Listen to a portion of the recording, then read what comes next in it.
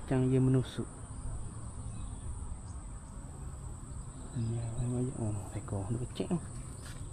Oh, tu. Lagi 3 jari, 4 jari tu. Ya, besar sikit.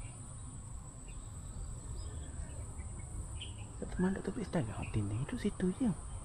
Tapi kita tak nampak je. Ya ada. Rasanya dia kat kayu. Macam kayu sebatang kat dasar. Rasanya ada situ. Uish. Bebok. Ya apa ni? Habis lari cang. Baju main peranang kat bang. Ya. Patut pakai baju hijau tu. Kalau pasang. Ada rumah tadi. Bik dia apa bawa bik. Bik ni bawa gimana-mana bawa naik kereta ke naik motor ke. Bik dengan spek. Nampak tak seko. Oh tu. Apa? Bik kat dasar. Dia barang ni orang lama ni nampak lah.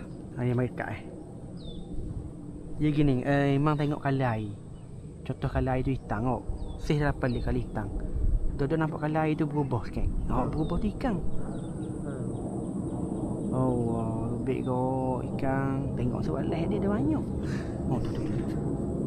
Bodoh. Besar. Biasa kita tu. Oh, kena strike. Ni. Alhamdulillah. Lagi. Okey gini. Okey. Kau ni dia orang tarik. Tarik. Kan tarik gulung. Tarik gulung. Boleh bet. Tarik gulung, ketak sikit dak. Sekejap nak ketak sikit dak. Okey. Macam ni. Tarik gulung. Gulung. Gulung laju ke? Lama Hari ni kita cuba racun sahabat kita Memang ni insyaAllah akan jadi pro shooter ni. Tarik macam juk itu. Betul gulung.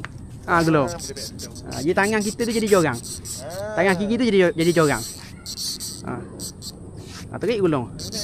Okey, karau awak naik dua tangan macam tak karau. Macam karau. Gini. Macam karau. Awak naik dah. Takut. Tak apa, slow. Okey. Boleh bet. Ikan kitang. Saya 5 jari. Boleh ada sengak. Tu dia. Ni insya-Allah akan jadi pro shooter. Hari ni kita bagi dia rasa dulu. Gua ada rasa bang. Abang rasa gua ada. Seronok bang. Kena beli ni. Tunggu. Ni saiz 5 jari ikan kitang. Saiz 5 jari.